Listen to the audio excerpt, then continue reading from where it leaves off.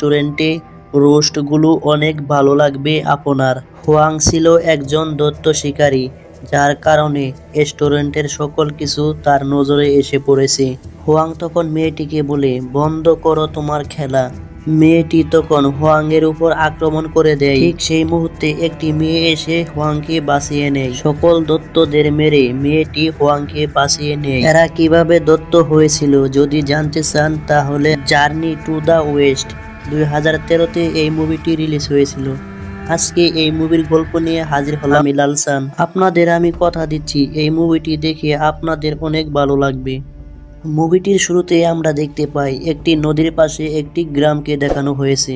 সেই নদীর মাঝে একটি নৌকায় একটি ছোট মেয়ে খেলা করছিল।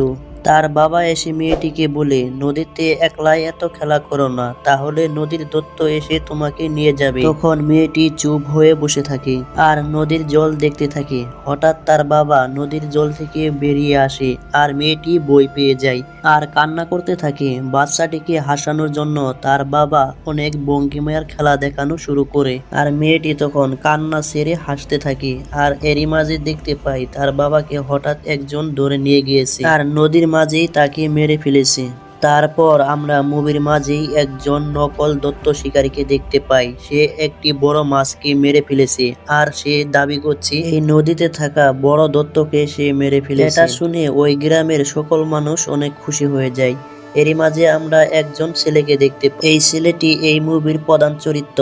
এই ছেলেটির নাম হচ্ছে হুয়াং। হুয়াং তখন ওই গ্রামের লোকদেরকে জানায় নদীতে থাকা দত্তটি এখনো বেঁচে আছে। আর ওই গ্রামের কোনো লোকই এটা বিশ্বাস করে না। তারা এই মাছটাকেই বড় দত্ত মনে করেছে। তারা সকলে হুয়াংকে পাগল ভেবে মারধর করতে শুরু এবং হুয়াং এর পা বেঁধে উল্টো করে ঝুলিয়ে রাখে এবং সকল লোকজন তখন নদীতে চান করতে নেমে পড়ে, কারণ তারা ভেবে নিয়েছে দত্ত মারা গিয়েছে। ঠিক তখনই হুয়াং সেই দত্তটিকে দেখতে পায়। হুয়াং তখন চিৎকার করে সকল লোককে জানাতে চায়, কিন্তু হুয়াং এর কথা কেউ শুনতে পায় না। তারা আসলে মনের সুখে গান গাইছিল, যার কারণে হুয়াং এর কথা তারা আর শুনতে পায় না। আর তখন সেই নদীর দত্তটি একটি মেয়েকে এসে খেয়ে ফেলে আর এটা দেখে সকলেই তখন অনেক ভয় পেয়ে যায়। আর তখন তারা দ্রুত গতিতে নদী থেকে উঠে আসে। হুয়াং তখন তাদেরকে বলে, তোমরা মরার ভান করে এখানে শুয়ে থাকো। আসলে হুয়াং ছিল একজন দত্ত শিকারী।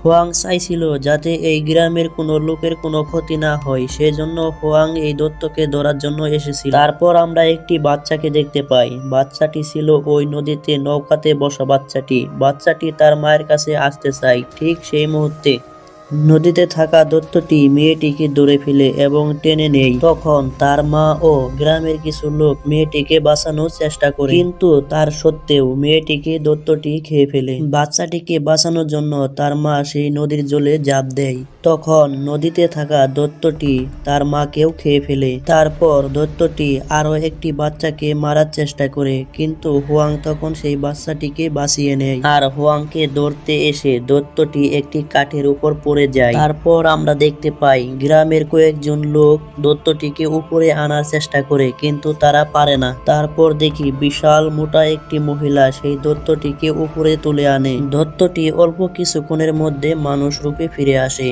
আর হুয়াং তখন সেই দত্তকে গান গেয়ে শোনায়।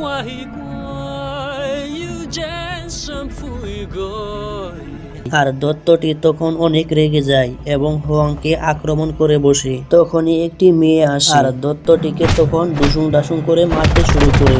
মেয়েটি ছিল হুয়াং এর মতো একজন দত্ত শিকারী, কিন্তু হুয়াং এর মতো এত নরম মনের ছিল না। মেয়েটির নাম ছিল ডোয়ান। ডোয়ান তখন তার জাদুর বলে দত্তটিকে ধরে ফেলে এবং একটি ডলফিশ বানিয়ে ফেলে। এটা দেখে গ্রামের সকলেই মেয়েটিকে ধন্যবাদ দেয়। ডোয়াং তখন মেয়েটির কাছে জানতে চায় সে কে। তখন ডোয়াং বলে, আমিও আপনার মতো একজন দত্ত শিকারী। ডোয়াং তখন মেয়েটিকে একটি বুদ্ধের বই দেখায়। ডোয়াং তখন হুয়াংকে দুটি জাদুর বালা দেখায়। তারপরে আমরা দেখতে পাই হুয়াং তার উস্তাদের কাছে চলে গিয়েছে। তার উস্তাদকে সকল ঘটনা খুলে বলছে আর তার উস্তাদ তখন তাকে জানায়, এ সকল ঘটনা আমি আগেই জানতে পেরেছি। তার উস্তাদ হুয়াংকে বলে, ওই নদীতে থাকা দত্তটি একজন ভালো মনের মানুষ ছিল এক সময়। একদিন দত্তটি একটি পানিতে পড়া বাচ্চাকে বাঁচাতে আসে আর সকল মানুষ তখন ভাবে দত্তটি বাচ্চাটিকে খেতে এসেছে আর সেজন্য দত্তটিকে সকল মানুষ মিলে মেরে ফেলে। আবার দত্তটিকে মারার পর সেই পানিতেই ফেলে দেয়। তখন দত্তটি মারা যায় না, বেঁচে ওঠে আর অনেক ভয়ানক একটি দত্ততে পরিণত হয়। তারপর হোয়াং বলে, আমিও বাকি দত্ত শিকারীদের মতো দত্তকে মারতে চাই। তারপর তার উস্তাদ তাকে না বলে, মারাতে কোনো সমাধান নয়, একটি দত্তকে শান্ত করে রাখলেই সবচেয়ে ভালো হয়। তারপর সিনে আমরা দেখতে পাই একটি জঙ্গলের ভিতরে একটি বিশাল বড় রেস্টুরেন্ট আর দুইজন কাপেলকে দেখতে। কাপেল দুইজন যখন রেস্টুরেন্টের ভিতর ঢুকে যায় আর পিছন থেকে দেখি দরজা এমনিতেই বন্ধ হয়ে যায় আর তারা দুজন অনেক ভয় পেয়ে যায়। তারপর একজন ওয়েটার এসে কাপেল দুইজনকে স্বাগতম জানায়। তারপর কাপেল দুইজন খানা বানা শুরু করে দেয় আর রেস্টুরেন্টের উষ্টের ব্যাপারে তারা অনেক প্রশংসা করে এবং তারা জানতে চায় এই রেস্টুরেন্টের মালিক কে। আর রেস্টুরেন্টের মালিক তখন সেই কাপেল দুটোর সামনে চলে আসে আর মেয়েটা তখন সেই রেস্টুরেন্টের মালিককে জিজ্ঞাসা করে এত সুস্বাদু খাবার তারা কেমনে বানায়। আর তখন রেস্টুরেন্টের মালিক তাদের আসল রূপ দেখায়। কাপেল দুজন তখন রেস্টুরেন্ট থেকে পালিয়ে আসতে চায় কিন্তু সেখান থেকে আসতে পারে না। আসলে রেস্টুরেন্টের মালিক ছিল একজন পিগ ডেমন। তখন আমরা দেখতে পাই রেস্টুরেন্টের মালিক দুই কাপেলকে মেরে ফেলেছে। একটি রেস্টুরেন্টে হোয়াং আসে।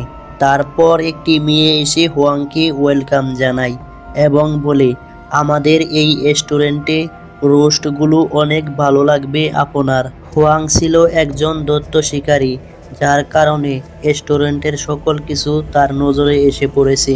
হোয়াং তখন মেয়েটিকে বলে, বন্ধ করো তোমার খেলা। মেয়েটি তখন হোয়াংয়ের উপর আক্রমণ করে দেয়। ঠিক সেই মুহূর্তে একটি মেয়ে এসে হোয়াংকে বাঁচিয়ে নেয় সকল দত্তদের মেরে। তারপর ওখানে রেস্টুরেন্টের মালিক চলে আসে। ডোয়াং তাকেও মারে আর অনেক মজা দেখায়। এখানে আমরা দেখতে পাই আসলে রেস্টুরেন্টের মালিক একজন পিগ ডেমন ছিল। ডোয়াং তখন ওই শুকর দত্তকে বন্দি বানিয়ে নেয় এবং হোয়াংকে বলে, তুমি এখনই তার মুখে কিস করো। হোয়াং তখন ডোয়ানের কথা অনুসারেই কাজ করতে শুরু করে। হোয়াং তখন দত্তটিকে তার ভিতরে টেনে নেয়। ডোয়াং তখন তার জাদুর কাপড়ের মাধ্যমে শুকরটিকে বন্দি বানিয়ে নেয় আর একটি ডল বানানোর চেষ্টা করে, কিন্তু তার চেষ্টা বিফলে যায় কারণ শুকর দত্তটি অনেক শক্তিশালী ছিল। তখন দেখতে পাই শুকর দত্তটি তার নিজস্ব রূপে ফিরে এসেছে। হোয়াং আর ডোয়াং তখন নিজেদের জীবন বাঁচাতে সেই জায়গা থেকে পালিয়ে এলো। ডোয়াং হোয়াংকে ভালোবাসতে শুরু করলো আর এটা দেখে হোয়াং সেই জায়গা থেকে পালিয়ে গেল। এরপর হোয়াং তার উস্তাদের সাথে দেখা করে আর গত রাতে ঘটে যাওয়া সকল ঘটনা তার উস্তাদজিকে জানায়। তার উস্তাদ তখন বলে, আমি জানি ওটা একটি পিগ ডেমন। ওই ডেমনটি এক সময় অনেক ভালো মনের মানুষ ছিল। তার বউ একদিন তাকে অনেক বড় ধোঁকা দিয়েছে, যার ফলে সে একজন পিগ ডেমন হয়ে যায়। তুমি যদি চাও এই পিগ ডেমনকে শান্ত করতে, তাহলে তোমাকে সবচেয়ে বড় একটি দৈত্যের সাথে দেখা করতে হবে। তখন হোয়াং বলে, এই পিগ ডেমনের চেয়েও কি বেশি শক্তিশালী দৈত্য ওটা? তার উস্তাদজি তখন বলে, শুধু শক্তিশালী নয়, সে অনেক চালাক এবং অনেক দ্রুত আর সে অনেক ধোঁকাবাজ। হোয়াং তখন তার উস্তাদজিকে বলে, তাহলে এই দৈত্যটি কে? তার উস্তাদজি তখন বলে, এই দৈত্যটি হচ্ছে বানর রাজা, যাকে বলা হয় মাঙ্কি কিং। এই বানর দত্তটিকে একটি পাহাড়ে বন্দি বানিয়ে রাখা হয়েছে। হোয়াং বলে, বানর রাজা কি সত্যি ওখানে থাকে? তখন তার উস্তাদ সেই বানরের অবস্থান তাকে বলে, ওই পাহাড়ের সামনে একটি মন্দির আছে, মন্দিরের পিছনে একটি গুহা আছে আর সেই গুহাতেই বানর রাজা থাকে। এরপর হোয়াং সেই বানর রাজার খুঁজে যাত্রা শুরু করে। হঠাৎই হোয়াং একটি জালে পা আটকা পড়ে এবং পড়ে যায়। তারপর কয়েকজন লোককে আমরা দেখতে পাই, যার হাতে ছিল ডোয়াংয়ের মতো চুরি পরা, আর তারা জানায় তারা হলো দত্ত শিকারী, আর এটাও জানায় ডোয়াংকে তারা বন্দি বানিয়ে রেখেছে। আর তখনই আমরা ডোয়াংকে দেখতে পাই, সে এসে বলে, আমরা দুজন স্বামী স্ত্রী, আমরা আসলে কোনো দত্ত শিকারী নই, আমাদের ছেড়ে দেন। আর হোয়াংকে বলে, তুমি তাদেরকে প্রমাণ করে দেও আমরা দুজন স্বামী স্ত্রী। তারপর ডোয়াং হোয়াংয়ের সাথে জবস্তি করতে শুরু করে আর ডোয়াং তখন সত্য কথা বলে দেয়, এরা কেউ আমার শত্রু নয়, এরা হলো আমাদের সহপাঠী। ডোয়াং আসলে সেই জায়গায় নাটক করেছিল কারণ হোয়াংকে ডোয়াং অনেক ভালোবাসে, সেজন্য সেই নাটকটি করেছিল। একথা শুনে হোয়াং অনেক রাগ করে এবং সেই জায়গা থেকে চলে যায়। তারপর দেখি ডোয়াং তার সাথীকে বলছে, আমি হোয়াংকে অনেক বেশি ভালোবাসি, হোয়াং কেন আমাকে ভালোবাসে না? তারপর তার সাথী ডোয়াংকে বলে, আমি যেভাবে তোমাকে চলতে বলবো তুমি ঠিক সেই রকম ভাবে চলাফেরা করবে। একথা শুনে ডোয়াং তার সাথীকে মারতে শুরু করে। এরই মাঝে তার সাথী চলে গেলে সে হোয়াংকে মারতে শুরু করে। সে বুঝতেই পারে না যে এটা হোয়াং। তখনই ওখানে কারো চিৎকার শুনতে পায়। তখনই তারা দেখতে পায় সেখানে একটি পিগ ডেমন চলে এসেছে। হোয়াং এটা দেখে সেই বহন থেকে ডোয়াংকে সরিয়ে নেয়, আর পিগ ডেমনটি তখন বহনে এসে ধাক্কা মেরে দেয়, আর বহনটি মুহূর্তের মধ্যেই ভেঙে গুঁড়ো গুঁড়ো হয়ে যায়। হোয়াং দেখে ডোয়াং একটি জায়গায় পড়ে অজ্ঞান হয়ে আসে, আর তখন ডোয়াংকে সে জড়াইয়া ধরে। হঠাৎ দেখি ডোয়ান হাসতাছে আর হোয়াংকে বলে, এবার তো তুমি মেনে নিবে যে তুমি আমাকে ভালোবাসো। হোয়াং তখন বলে, না, আমি তোমাকে ভালোবাসি না। এরই মাঝে আরো 3 জন ডেমন হ্যান্টারকে দেখতে পাই, যারা হচ্ছে দৈত্য শিকারী। এরই মাঝে একজন ওই পিগ ডেমনকে মেরে সরিয়ে দেয়। তারপর 3 জন দৈত্য শিকারী তাদের নিজেদের মাঝেই জর্গা শুরু করে দেয়। একজন আরেকজনকে বলে, আমি ওর চেয়ে শক্তিশালী। হোয়াং এসে বুঝায় নিজেদের মাঝে জর্গা করা উচিত না, বরং সকলে এক হয়ে দৈত্যর সাথে লড়াই করা উচিত। একজন হোয়াংকে রাগানোর জন্য বলে, গরিব ছেলে। এটা শুনে ডোয়াং হোয়াং এর পাশে এসে দাঁড়ায়। হোয়াং তখন বলে, তুমি আমার দিক নষ্ট করছো আমার লক্ষ্য থেকে। আমার একটি লক্ষ্য আছে, তুমি এখান থেকে চলে যাও। এটা বলে হোয়াং সেই জায়গা থেকে চলে যায়। তারপর সে পাহাড়টিকে দেখতে পায়, কিন্তু কোনো মন্দির দেখতে পায় না। তখন হোয়াং চোখ বন্ধ করে মন্দিরের কথা ভাবতে থাকে এবং সে উপলব্ধি করে যে এখানে একটি মন্দির আছে। চোখ খুলে সে মন্দিরটিকে দেখতে পায় এবং সেই মন্দিরের পাশে গুহাটিকেও দেখতে পায়, যেখানে বানর রাজা আছে। হোয়াং বানর রাজার সাথে কথা বলে কিভাবে পিগ ডেমনকে শান্ত রাখা যায়। তখন বানর রাজা বলে, তুমি কোনো সুন্দরী মেয়ের সাহায্য নিয়ে পিগ ডেমনকে ধরে আনো, তারপর আমি পিগ ডেমনকে শান্ত করে দিব। তখন ডোয়ান চলে আসে, আর হোয়াং তখন ডোয়ানকে বলে, তুমি এখানে কি করছো?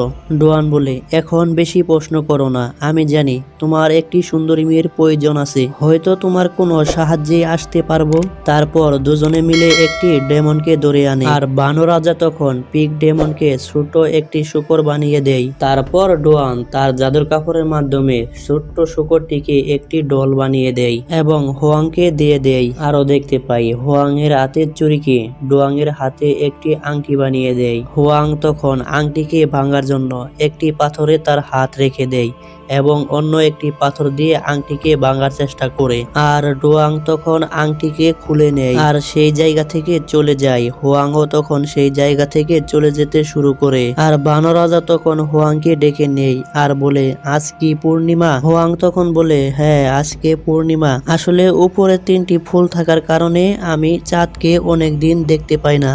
একথা শুনে হোয়াং গুহার উপরে থাকা ফুলগুলো ছিঁড়তে শুরু করে। এর ফলে গুহার উপরে থাকা সকল ফুলের ভিতরে আগুন ধরে যায়। আসলে এই ফুলগুলোর মাধ্যমে বানর রাজাকে বন্দি বানানো হয়েছিল। হোয়াং না বুঝতে পারায় ফুলগুলো ছিঁড়ে ফেলার কারণে বানর রাজা মুক্তি হয়ে যায় এবং বাহিরে চলে আসে এবং তার আসল রূপে ফিরে আসে। আর হোয়াংকে বলে, আমি এখন পুরোপুরি স্বাধীন, ওই গুহাটি আর আমার কিচ্ছু করতে পারবে না। আর হোয়াং তখন বলে, তুমি ভুল বলছো, এই গুহাতে তুমি আবারও বন্দী হয়ে যাবে। আর হোয়াং তখন বসে পড়ে আর প্রার্থনা করতে শুরু করে। বানর রাজা তখন হোয়াং এর সকল চুলকে টেনে ছিঁড়ে ফেলে আর বলে, তোমার প্রার্থনা কোনো কাজেই লাগবে না। আর ঠিক সেই মুহূর্তে ওখানে 3 জন দৈত্য শিকারী চলে আসে, কিন্তু বানর রাজা তো ছিল অনেক শক্তিশালী, তাই 3 জনকে মেরে ফেলে। আর হোয়াং এর উপর আক্রমণ করতে এলে ডোয়াং চলে আসে। বানর রাজা এত বেশি শক্তিশালী ছিল যে ডোয়াংও তার সাথে পারছিল না। এক পর্যায়ে আমরা দেখতে পাই হোয়াংকে বাঁচিয়ে ডোয়াং সেখানে মারা যায়। হোয়াং তখন অনেক বেশি কষ্ট পায় আর সৃষ্টিকর্তার কাছে প্রার্থনা করতে শুরু করে, আর সৃষ্টিকর্তা তখন বানরকে একটি ভালো মানুষ বানিয়ে দেয়। তারপর আমরা দেখতে পাই হোয়াং এর সাথে বানর রাজা এবং শূকর দত্ত এবং মাছ দত্ত 3 জনেই ভালো মনের মানুষ হয়ে গিয়েছে। এখানেই সিনেমাটি শেষ হয়ে যায়। তো বন্ধুরা, আজকের ভিডিওটি কেমন লেগেছে তা কমেন্টে ঝটপট লিখে ফেলেন। যদি ভিডিওটি ভালো লাগে তাহলে চ্যানেলটি সাবস্ক্রাইব করে রাখেন। এরকম ভিডিও আমরা এই চ্যানেলে আপলোড করে থাকি।